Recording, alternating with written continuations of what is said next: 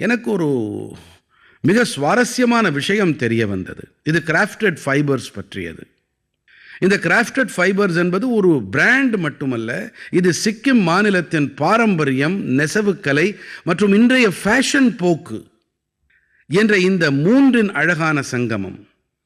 இதன் தொடக்கத்தை டாக்டர் ட்செவாங் நோர்பு பூட்டியா தான் ஏற்படுத்தினார்.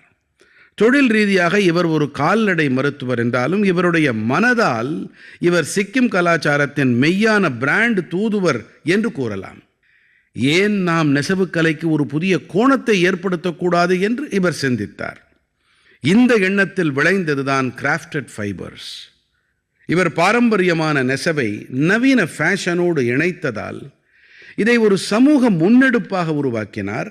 இப்போது இவரிடத்தில் துணிகள் மட்டும் தயாராவதில்லை, இவரிடத்தில் வாழ்க்கைகள் நெசவு செய்யப்படுகின்றன. இவர் உள்ளூர் மக்களுக்கு திறன் மேம்பாட்டு பயிற்சி அளிக்கிறார், அவர்களை தற்சார்பு உடையவர்களாக ஆக்குகிறார். கிராமங்களைச் சேர்ந்த நெசவாளர்கள், கால்நடை பராமரிப்பாளர்கள், சுய உதவி குழுக்கள் ஆகிய அனைவரையும் இணைத்து டாக்டர் பூட்டியா வேலை வாய்ப்புகளுக்கான புதிய பாதையை அமைத்திருக்கிறார்.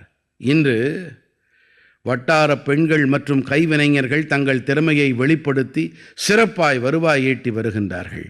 இந்த கிராஃப்டட் ஃபைபர்களால் உருவாக்கப்பட்ட சால்வைகள், ஸ்டோல்கள், கையுறைகள், காலுறைகள் என அனைத்தும் உள்ளூர் கைத்தறியால் உருவானவை.